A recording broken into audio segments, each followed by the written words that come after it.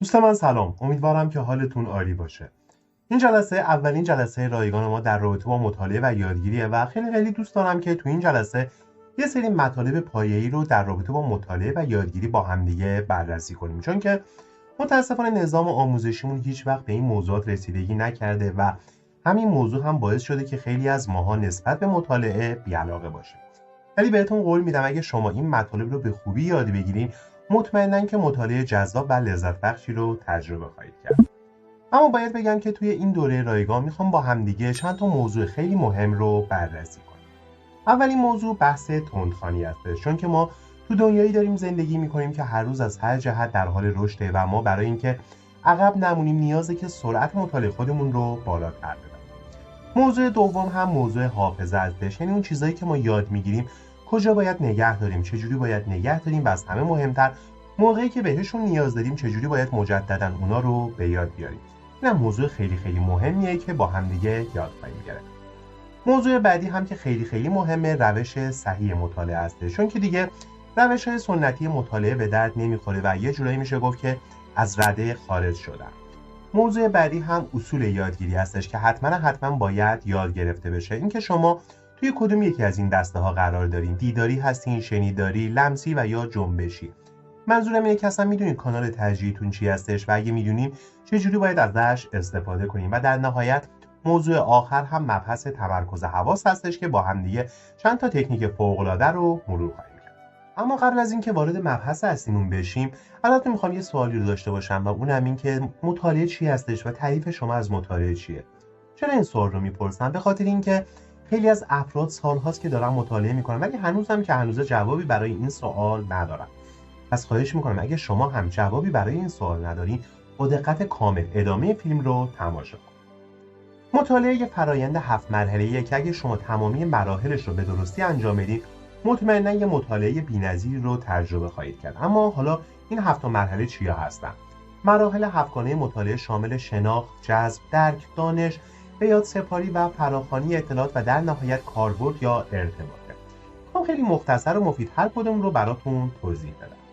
مرحله اول چی بود؟ شناخت یا تشخیص. این مرحله یعنی دونسته‌های ما از قبل و آگاهی ما از نمادها، نشانه‌ها و حروف الفبا. یعنی اگه بخوام خیلی ساده این مرحله رو توضیح بدم، باید بگم که باید سواد خوندن و نوشتن رو داشته باشیم و بتونیم که یه متن رو بدون ایراد بخونیم.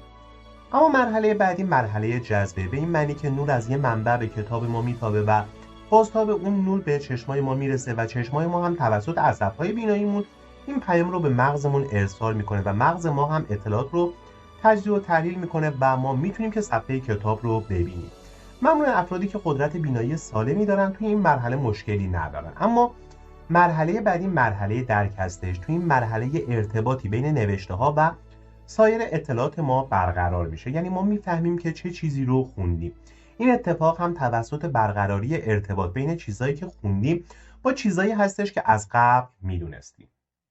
اما مرحله بعدی هم مرحله دانشه. توی این مرحله کسی که مطالعه میکنه تمام اطلاعات قبلی خودش رو کنار اطلاعات جدید میذاره و ارتباط جدیدی رو برقرار میکنه. تقریبا شبیه مرحله قبلی هستش، ولی تفاوتی که داره اینه که توی مرحله قبلی متوجه میشد که چه چیزی رو خونده، ولی توی این مرحله متوجه میشه که چیزی که خونده آیا درسته و یا غلط و یا اینکه قبولش داره و یا نه.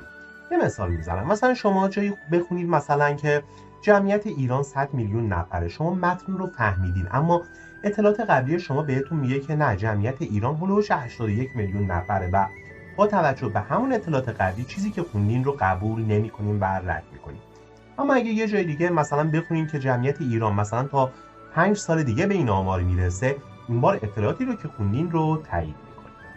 اما مرحله بعدی مبحث به یاد سپردن و فراخوانی مطالبه. این دو مرحله خیلی مهمن، چون که خیلی از ماها یاد گرفتیم و یه جورایی عادت کردیم که اطلاعات رو همینطوری کلی توی مغزمون بریزیم، دقیقاً مثل یه انباری شلوغ، و وقتی هم که نیاز داریم به اون مطالب یه جورایی گم میشیم میون اون همه اطلاعات و یادآوری درستی برامون اتفاق نمیفته. حفظ کردن مطالب و فراخوانی و یادآوری اونا دو تا مقوله‌ای هستن که باید با همدیگه انجام بشن. مثلا خیلی از وقتا دانش آموزا سر جلسه امتحان مطالب یادشون نمیاد. که یادشون میاد مثلا 2 روز دیگه. چرا؟ چون که انباریشون شلوغه. پس شما باید یاد بگیریم که اطلاعات رو به بهترین نحو توی ذهنتون ثبت کنید و با تکنیکایی که یاد میگیریم بتونید یادآوری مناسب و به موقعی هم داشته باشید. در نهایت هدف از همه این مراحل اینه که مطالبی که خوندیم برامون کاربردی باشه و بتونیم که ارتباط درستی رو هم برقرار کنیم. حالا این ارتباط چی هستش؟ مثلا یه روز ارتباط من با برگه امتحانیمه، یه روز ارتباط من با استادمه، یا مثلا اگه پزشک باشم ارتباط من با مریضمه، یا اگه وکیل باشم ارتباط من با موکلمه و امثال این. حتما باید این ارتباط به نحو احسن برقرار بشه، یعنی استفاده درست و به موقع از اون چیزی که قبلا مطالعه کردیم و خوندیم. اگه از هر کدوم از این مراحل بتونیم به درستی به مرحله بعدی بریم، یعنی ما تونستیم که مطالعه خوبی داشته باشیم و مسیر درستی را هم طی کردیم. اما قبل از اینکه بخوایم وارد آموزش‌های مهارت‌های تندخوانی و تقویت حافظه بشیم، یه نکته خیلی مهمی هستش که حتما باید راجع بهش صحبت بشه و اونم پیش نیازهای مطالعه هستش. اولین بحثی که توی پیش نیازهای مطالعه وجود داره اینه که آیا شما اصلا هدفی دارین از مطالعه‌تون؟ منظورم اینه که میخواین توی یه درسی نمره بگیرین، میخواین توی آزمونی چیزی شرکت کنین، یا اینکه نه فقط دارین به صورت آزاد مطالعه میکنین. یادتون باشه تا مقصد مشخص نباشه مسیر به هیچ عنوان معنی و مفهومی رو نخواهد داشت. پس حتما قبل از شروع به مطالعه‌تون هدفتون رو از مطالعه کردن برای خودتون مشخص کنید. اما بحث بعدی هم مدل نشستن موقع مطالعه هستش. متاسفانه خیلی از ماها نحوه صحیح و پوزیشن مناسب مطالعه رو فراموش کردیم، اما میخوام اینجا یه بار دیگه هم با همدیگه این موضوع رو مرور کنیم. اگه خاطرتون مونده باشه موقعی که برای اولین بار وارد مدرسه شدیم نشستیم پشت میز و معلم ها اومدن و بهمون گفتن که کمرتون رو صاف کنین، پاهاتون رو جمع کنید، نگاهتون به سمت جلو باشه و بهمون یاد دادن که پشت میز بشینیم و کتابامون رو مطالعه کنیم. اما متاسفانه بعدها به خاطر تنبلیامون این الگو رو اومدیم و عوض کردیم، یعنی دراز کشیدیم، روی مبل لم دادیم و امثاله. اینا هیچ کدومشون الگوی مناسبی برای یادگیری نیستش. وقتی که شما الگوی صحیح مطالعه رو اجرا نکنی قطعا یادگیریتون مختل خواهد شد، به خاطر اینکه اولا زود خسته خواهید شد و مهمتر از همه اینکه تنفس خوبی رو هم نخواهید داشت و اگه اکسیژن کافی به مغزتون نرسه شما مطالب رو به خوبی یاد نخواهید گرفت و همچنین این موضوع هم باعث میشه که شما موقع مطالعه کردن احساس خواب‌آلودگی رو هم داشته باشین. پس پیشنهاد میکنم که حتما از این الگو استفاده کنین که پشت میز بشینین و شکمتون رو به لبه میز بچسبونین، کمرتون کمی صاف باشه و یه مقدار انحنا هم در قسمت شونه ها و یه سطح شیبداری رو هم برای مطالعه‌تون داشته باشین. این بهترین مدل برای نشستن برای مطالعه هستش که حتما سعی کنین که لحاظ کنین. اگه هم میزی برای مطالعه ندارین پیشنهاد میکنم که به یه دیوار تکیه بدین و پاهاتون رو دراز کنین و یه بالشی رو هم بذارین روی پاهاتون و کتابی رو که میخواین مطالعه کنین بذارین روی بالش و شروع کنین به مطالعه کردن. اما بحث بعدی که نیاز داریم برای مطالعه کردن یاد بگیریم بحث تنفس صحیحه.